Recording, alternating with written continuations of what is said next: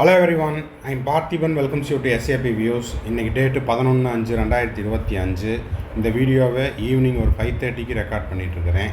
இப்போது கவுன்சிலிங்கில், especially all India quota கவுன்சிலிங்கில் ஸ்டூடெண்ட்ஸ் பார்ட்டிசிபேட் பண்ணுறதுக்கு இல்லைன்னா ஒன்ஸ் பார்ட்டிசிபேட் பண்ணிவிட்டு அதுக்கப்புறம் த்ரூ ஆல் இண்டியா கோட்டாவில் சீட் எடுக்கிறதுக்கு அதிகமாக ஆர்வம் காட்டுவதில்லை. இதுக்கான காரணம் என்ன அப்படிங்கிறத பற்றி தான் இந்த வீடியோவில் நம்ம பார்க்க போகிறோம். அது மட்டும் இல்லாமல் ஸ்டூடெண்ட்ஸை ஆல் இண்டியா கோட்டாவில் ஜாயின் பண்ணணும் அப்படின்னு ஒரு என்கரேஜ் பண்ணுற மாதிரியான ஒரு மெசேஜையும் நம்ம எண்ட் ஆஃப் தி வீடியோவில் வச்சுருக்குறோம். இதை பற்றின டீட்டெயில்டு அனாலிசிஸ் என்னென்ன அப்படிங்கிறத பற்றி பார்க்க போகிறோம். ஸ்கிப் பண்ணாமல் ஸ்டூடெண்ட்ஸ் அண்ட் பேரண்ட்ஸ் பாருங்கள். வீடியோக்குள்ளே போகிறதுக்கு முன்னாடி இது வரைக்கும் இந்த வீடியோவை நீங்கள் லைக் பண்ணாமல் பார்த்துட்ருக்கிறீங்கன்னா மறக்காமல் ஒரு லைக் பட்டனை ப்ரெஸ் பண்ணிட்டு பார்த்தீங்கன்னா எனக்கு என்கரேஜிங்காக இருக்கும். எஸ்ஏபி வியூஸ் யூடியூப் சேனலுக்கு இப்போ தான் ஃபஸ்ட் டைம் வந்துருக்கிறீங்க, இன்னமும் சப்ஸ்கிரைப் பண்ணல அப்படின்னா மறக்காமல் சப்ஸ்கிரைப் பண்ணிவிட்டு பெல் ஐக்கானை கிளிக் பண்ணிவிட்டு பார்த்தீங்கன்னா நம்ம போடுற எல்லா வீடியோஸும் உங்களுக்கு நோட்டிஃபிகேஷனாக வந்துடும். அதாவது கவுன்சிலிங் ரிலவெண்ட்டான அப்டேட் அண்ட் நோட்டிஃபிகேஷன்ஸ், அட்மிஷன் ரிலவெண்ட்டான அப்டேட்ஸ் அண்ட் நோட்டிஃபிகேஷன், உங்களுக்கான செக்யூரிட்டி டெபாசிட் ரீஃபண்ட் ஆகிற இந்த கடைசி நாள் வரைக்கும் நம்ம போடுற எல்லா வீடியோஸும் உங்களுக்கு நோட்டிஃபிகேஷனாக வந்துடும். மேற்கொண்டு உங்களுக்கு கவுன்சிலிங் ரெலவெண்ட்டாக பெய்டு சர்வீஸ் தேவைப்படுது, 1-to-1 கவுன்சிலிங் கைடன்ஸ் தேவைப்படுதுன்னா ஸ்க்ரீனில் தெரிகிற என்னோடய நம்பருக்கு நீங்கள் காண்டாக்ட் பண்ணி உங்களுக்கான டவுட்ஸை த்ரூ பெய்டு சர்வீஸில் கிளாரிஃபை பண்ணிக்கலாம். இப்போது ஆல் இண்டியா கோட்டாக்கு மாணவர்கள் அதிக ஆர்வம் காட்டுவதில்லை, எஸ்பெஷலி தமிழக மாணவர்கள் அதிக ஆர்வம் காட்டுவதில்லை. ஏன் அப்படிங்கிறத பற்றி தான் இந்த வீடியோவில் பார்க்க போகிறோம். இப்போ உதாரணத்துக்கு பார்த்தீங்கன்னா மார்க்கு என்னவா வேணா இருக்கட்டும், ஆல் இண்டியா ரேங்க் 1, 2, 3 இந்த மாதிரி ஒரு 500 ரேங்க்குள்ளே, ஆல் இண்டியா ரேங்க் 500லேருந்து 1000க்குள்ளே இருக்கிறவங்க எந்த மாதிரியான காலேஜஸை ப்ரிஃபர் பண்ணுறாங்க அப்படின்னு பார்த்தீங்கன்னா அவங்க சென்ட்ரல் யூனிவர்சிட்டிஸ், எய்ம்ஸு, ஜிப்மரு, ஏஎஃப்எம்சி இந்த மாதிரியான கல்லூரிகளில் சேருவதற்கு விருப்பம் தெரிவிக்கிறார்கள். அப்போது ஆல் இண்டியா கோட்டாவை ப்ரிஃபர் பண்ணுற மாணவர்கள் ஒன்று டாப்பர்ஸ் ப்ரிஃபர் பண்ணுறாங்க, ஓகேங்களா. அவங்களுக்கு தமிழ்நாட்டில் இருக்கக்கூடிய மருத்துவக் கல்லூரி இல்லாமல் அதை தவிர எய்ம்ஸ் டெல்லி, எய்ம்ஸ் புவனேஸ்வர், அதுவும் புவனேஸ்வர் வேணும் அப்படின்னு விருப்பப்பட்டாங்கன்னா அங்கே போகிறாங்க. இல்லை ஜிப்மர் புதுச்சேரி வேணும் அப்படின்னா அங்கே போகிறாங்க. இல்லைன்னா நான் ஏஎஃப்எம்சியில் ஜாயின் பண்ணி படிக்கணும் அப்படின்னா டாப்பர்ஸ் த்ரூ ஆல் இண்டியா கோட்டாவில் பார்ட்டிசிபேட் பண்ணி அவங்களுக்கான கல்லூரியை ஆல் இண்டியா கோட்டாவில் செலக்ட் பண்ணுறாங்க. சரி, இப்போது இந்த மாதிரியான டாப்பர்ஸ் எஸ்பெஷலி தமிழக மாணவர்கள் தமிழ்நாடு ரேங்க் லிஸ்ட்டில் அவங்க பேர் இருக்கும்.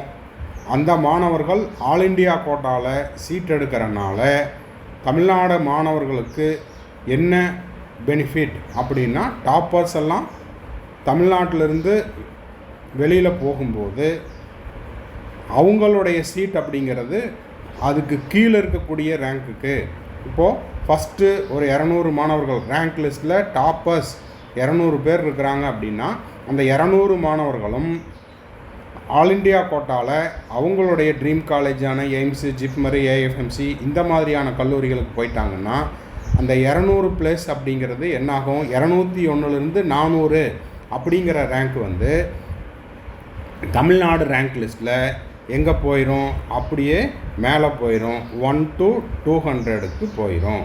நான் சொல்கிறது புரியும் அப்படின்னு நினைக்கிறேன், இன்னொரு டைம் வேணாலும் சொல்கிறேன். இப்போது ரேங்க் லிஸ்ட்டில் தமிழக மாணவர்கள் 1லேருந்து 200 வரைக்கும் இருக்கக்கூடிய மாணவர்கள் தமிழ்நாட்டிலையும் கவுன்சிலிங்க்கு ரெஜிஸ்டர் பண்ணி அவங்களுடைய பெயர் பட்டியல் தமிழ்நாடு ரேங்க் லிஸ்ட்லேயும் இருக்குது. அட் த சேம் டைம் அவங்க ஆல் இண்டியா கோட்டாலையும் பார்ட்டிசிபேட் பண்ணுறாங்க. அந்த மாணவர்களுக்கு அவர்களுடைய விருப்ப கல்லூரி எய்ம்ஸு, ஜிப்மரு, ஏஎஃப்எம்சி இந்த மாதிரியான கல்லூரிகள் கிடச்சிருச்சு அப்படின்னா அவங்க என்ன பண்ணுவாங்க, நேரடியாக தமிழ்நாடு ரேங்க் லிஸ்ட்டிலிருந்து வெளியில் போயிட்டு, ஓகேங்களா, அவங்க தமிழ்நாடு ரேங்க் லிஸ்ட்டை விட்டு வெளியில் போயிடுவாங்க. எங்கே போயிடுவாங்க, ஆல் இண்டியா கோட்டாக்குள்ளே போய் அவங்களுடைய காலேஜில் ஜாயின் பண்ணிக்குவாங்க. அப்போது 201லேருந்து 400 அப்படிங்கிற ரேங்க் எங்கே போகும், 1 to 200க்கு போயிடும். கரெக்டுங்களா. அப்படியே 401லேருந்து 600 வரைக்கும் அண்ட் ஸோ ஆன் அப்படியே கீழே இருக்கிறவங்கெல்லாம் மேலே போகும்போது இந்த பார்டர் லெவலில் இருக்கக்கூடிய கட் ஆஃப் மார்க் வந்து உதாரணத்துக்கு ஒரு 530 அப்படின்னு இருக்குது அப்படின்னா 530க்கு கீழே இருக்கக்கூடிய ஒரு 200 ரேங்க் மாணவர்களுக்கு இவர்கள் செய்யக்கூடிய ஒரு பேருதவியாக இருக்கும். இந்த டாப்பர்ஸ் வந்து ஆல் இண்டியா கோட்டாவில் சீட் எடுத்துட்டாங்க அப்படின்னா என்னாகும், சீட்டு கிடைக்குமா கிடைக்காதா அப்படிங்கிற அந்த எட்ஜில் இருக்கக்கூடிய மாணவர்களுக்கு இவர்கள் செய்யக்கூடிய பேருதவியாக இருக்கும். 200 சீட்டு கூடுதலாக தமிழக மாணவர்களுக்கு கிடைப்பதற்கான ஒரு வாய்ப்பாக அமையும். சரி, அடுத்தது ஆல் இண்டியா கோட்டாவில் வேறு யார் ஜாயின் பண்ணுறாங்க, யார் பார்ட்டிசிபேட் பண்ணுறாங்க? ஜஸ்ட்டு எலிஜிபிள் மார்க் வாங்கியிருக்கிறேன்.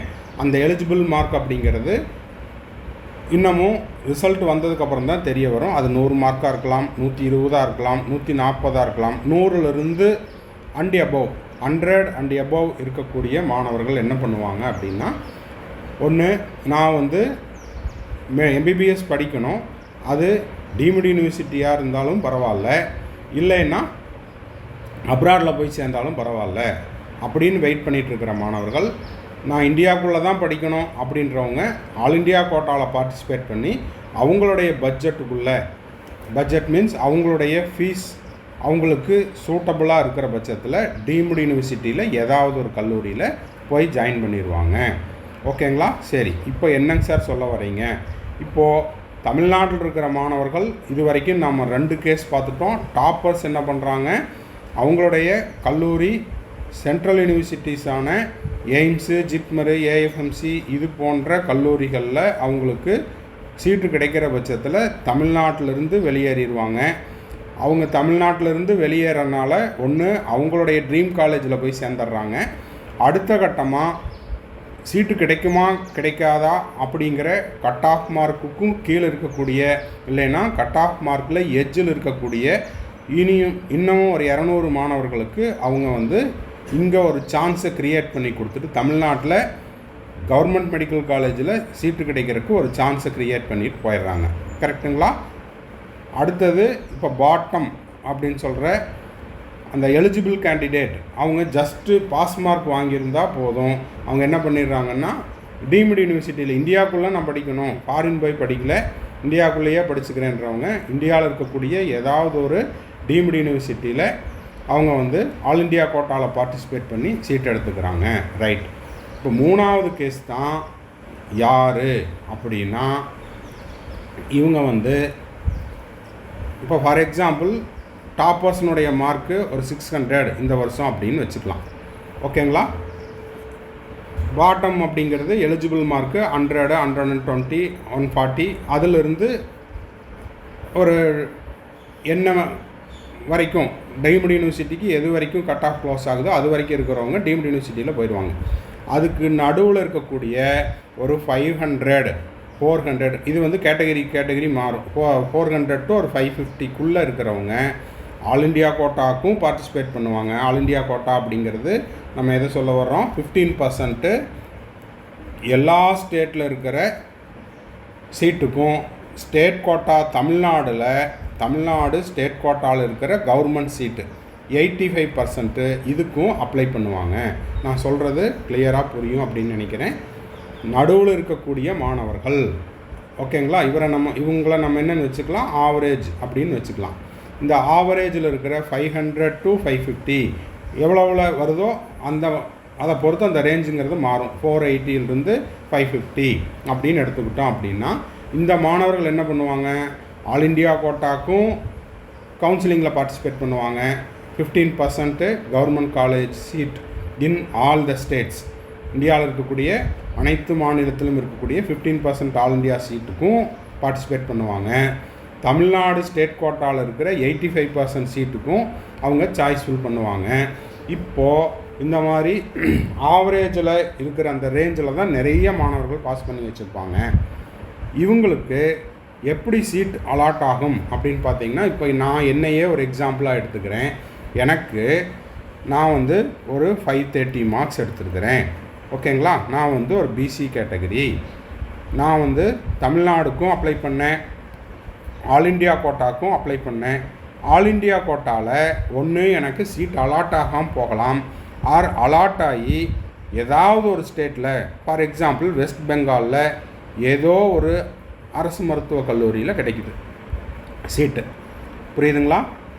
இல்லைன்னா எனக்கு வந்து தமிழ்நாட்டிலேயே, அதர் ஸ்டேட்டுக்கு கூட போக வேண்டாம், தமிழ்நாட்டிலேயே எனக்கு என்ன ஆகுது, 15% ஆல் இண்டியா கோட்டாக்கு என்னுடைய 530 மார்க்ஸுக்கு எனக்கு தமிழ்நாட்டில் என்ன கிடைக்குது, ஒரு நாகப்பட்டினம் காலேஜ் கிடைக்கலாம், இல்லைன்னா நீல்கிரிஸ் மெடிக்கல் காலேஜ் கிடைக்கலாம், ஓகேங்களா?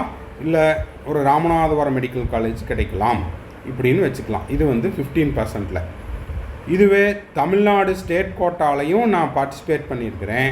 இப்போது எனக்கு இந்த 85%ல் தமிழ்நாடு ஸ்டேட் கோட்டாவில் என்னுடைய இந்த 530 அப்படிங்கிற இந்த பிசி கேட்டகரி மார்க்குக்கு எனக்கு வந்து ஒரு தஞ்சாவூரோ, உதாரணத்துக்கு தான் சொல்கிறேன், எந்த ஒரு கல்லூரியும் நம்ம குறிப்பிடவில்லை, இல்லை சேலம் கிடைக்கலாம், ஓகேங்களா? இல்லைன்னா சேலம், இல்லைன்னா திருச்சி கிடைக்கலாம், ஓகேங்களா? இல்லைன்னா திருப்பூர் கிடைக்கலாம், ஆர் கோயம்புத்தூர் கிடைக்கலாம், வாட் எவர் இட் இஸ். இப்போது இந்த கல்லூரிகளில் நான் போய் சேர்றதை தான் லைக் பண்ணுறேன்.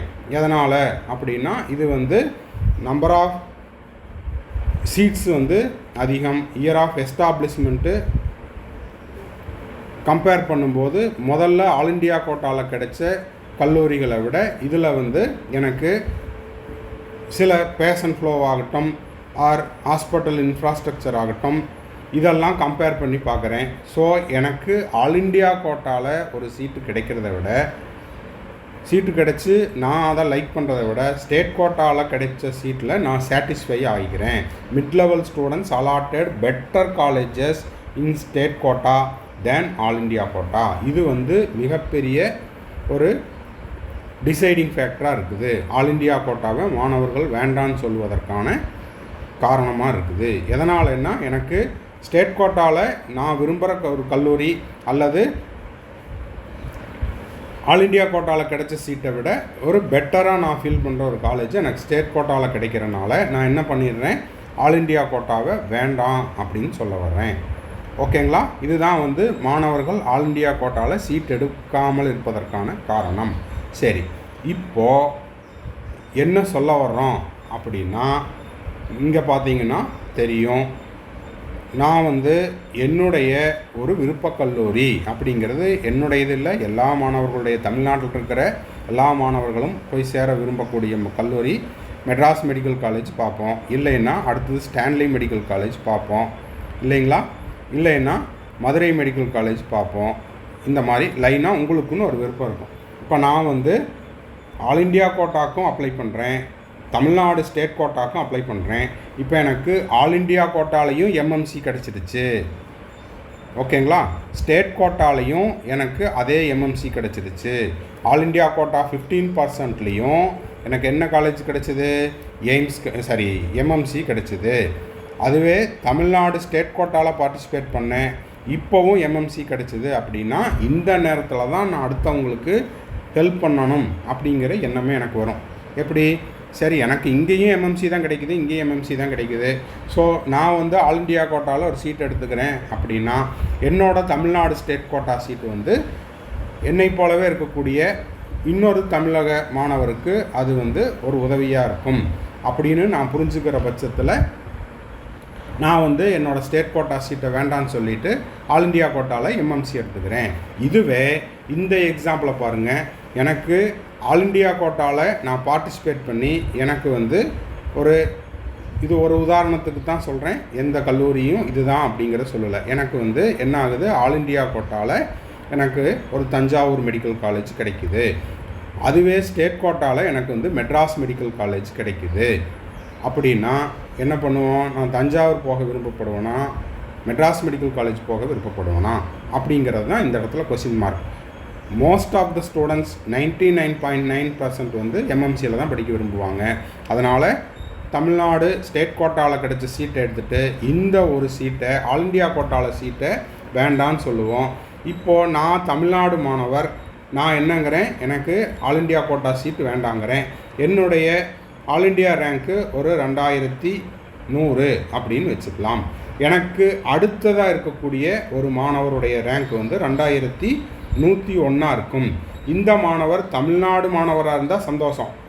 ஏன்னா நான் வேண்டான்னு சொன்னதும் ஒரு தமிழ்நாடு ஸ்டூடெண்ட்டு. இப்போ அடுத்த ரேங்கில் இருக்கிறவங்க தமிழ்நாடு தான். ஸோ டைரெக்டாக அந்த வேண்டாங்கிற சீட்டுக்கு ஆல் இண்டியா கோட்டா சீட்டை எடுத்துக்குவார். இதை தவிர இந்த 2101ங்கிற சீட்டை, ரேங்கில் இருக்கிற சீட்டை வேறொரு மாநிலத்தை சேர்ந்தவராக இருக்கார், அவர் பீகாராக இருக்கலாம், குஜராத் ஸ்டூடெண்ட்டாக இருக்கலாம். அப்போது அவர் எடுத்துக்கிட்டார், ஓகேங்களா? அப்படின்னா அவர் என்ன பண்ணுறாரு, அவருடைய ஸ்டேட் ஸ்டூடெண்ட்டுக்கு அவருடைய சீட்டை கொடுத்துட்டு வர்றாரு. ஸோ அவர் வந்து அந்த ஸ்டேட்டுக்கு அவர் பேருதவி செய்கிறாரு அப்படின்னு இந்த இடத்துல பொருள்படுது. சரி, இப்போது நம்ம என்ன சொல்ல வரோம் அப்படின்னா, மாணவர்கள் எஸ்பெஷலி டாப்பர்ஸ் இதுவரைக்கும் அதிகபட்சமாக 200லிருந்து 250 மாணவர்கள் மட்டுமே தமிழ்நாட்டிலிருந்து ஒவ்வொரு வருஷமும் என்ன பண்ணுறாங்க அப்படின்னா ஆல் இண்டியா கோட்டாவில் சீட் எடுக்கிறாங்க. ஓகேங்களா? இந்த எண்ணிக்கை அப்படிங்கிறது அதிகரிக்க வேண்டும். அதுக்கு என்ன பண்ணணும், டாப்பர்ஸ் அவங்களுடைய சீட்டு, அவங்களுடைய ட்ரீம் காலேஜ், அதாவது அவங்களுடைய விருப்பக் கல்லூரி அப்படிங்கிறது ஆல் இண்டியா கோட்டாலேயே கிடச்சிருச்சு அப்படின்னா தயவு செய்து இதை வந்து மாணவர்கள் சார்பாகவும் பெற்றோர்கள் சார்பாகவும் SAPVS யூடியூப் சேனல் சார்பாகவும் ஒரு அன்பான வேண்டுகோளாக விடுக்கிறோம். அதை உங்களுடைய சீட்டை த்ரூ ஆல் இண்டியா கோட்டாலேயே எடுத்து இந்த 250ங்கிற எண்ணிக்கையை ஒரு 500ஆக அதிகரிச்சிங்க அப்படின்னா ஒரு 250 சீட்டு வந்து தமிழக மாணவர்களுக்கு, எஸ்பெஷலி பாட்டமில் இருக்கக்கூடிய கட் ஆஃபில் சீட்டு கிடைக்குமா கிடைக்காதா அப்படின்ற மாணவர்களுக்கு ரொம்ப ரொம்ப பேருதவியாக இருக்கும். அவங்களுடைய மருத்துவ கனவை நிறைவேற்றுவதற்கு நீங்கள் செய்யக்கூடிய ஒரு பேருதவியாக இருக்கும். அதை கண்டிப்பாக செய்வீங்க அப்படின்னு நினைக்கிறேன். நம்ம கவர் பண்ண வேண்டிய எல்லா விஷயத்தையும் இந்த வீடியோவில் கவர் பண்ணிட்டோம் அப்படின்னு நினைக்கிறேன். எப்படின்னு பார்த்தீங்கன்னா 5500 சீட்டு தமிழ்நாட்டில், கரெக்டுங்களா? இதில் நம்ம என்ன பண்ணுறோம், 15% சீட்டு ஆல் இண்டியாவுக்கு கொடுத்துட்றோம். ஓகேங்களா? அப்போ ஆல் இண்டியாவுக்கு கிட்டத்தட்ட ஒரு 750 சீட்டு போகுது. ஒரு ரஃப்பாக சொல்கிறேன், நம்பர் வந்து முன்ன பின்ன இருக்கலாம். இப்போ இந்த 750 சீட்டையும் தமிழ்நாடு ஸ்டூடெண்ட்டே ஆக்குப்பை பண்ணிட்டாங்க அப்படின்னா வேறு எந்த ஸ்டேட் ஸ்டூடெண்ட்டும் அந்த 750 சீட்டுக்கு வரமாட்டாங்க. இந்த 750 டாப்பர்ஸும் தமிழ்நாடு மாணவர்களே ஆல் இண்டியா கோட்டாவில் எடுத்துட்டாங்கன்னா அந்த 750 ஸ்டூடெண்ட்டினுடைய சீட்டும் ரிமைனிங் இருக்கிற தமிழ்நாடு மாணவர்களுக்கு போய் சேரும் அப்படிங்கிறது தான் இதில் நம்ம சொல்ல வர்ற கான்செப்டு. அதனால் இந்த வீடியோவை யாரெல்லாம் டாப்பர்ஸ் பார்க்குறீங்களோ அதை நல்லா யோசிங்க, உங்கள் ஃபேமிலி மெம்பர்ஸ் கூட டிஸ்கஸ் பண்ணுங்கள். உங்களுடைய சீட்டை, உங்களுடைய விருப்பக் கல்லூரியை த்ரூ ஆல் இண்டியா கோட்டாவில் எடுத்து ஜாயின் பண்ணுறதுக்கு இதை வந்து ஒரு கைண்ட் ரெக்வெஸ்ட்டாக வச்சுக்கிறோம். தேங்க்ஸ் ஃபார் வாட்சிங். Bye, see you, have a nice day. மறுபடியும் அடுத்த வீடியோவில் அடுத்த ஒரு அப்டேட்டோட மீட் பண்ணுறேன்.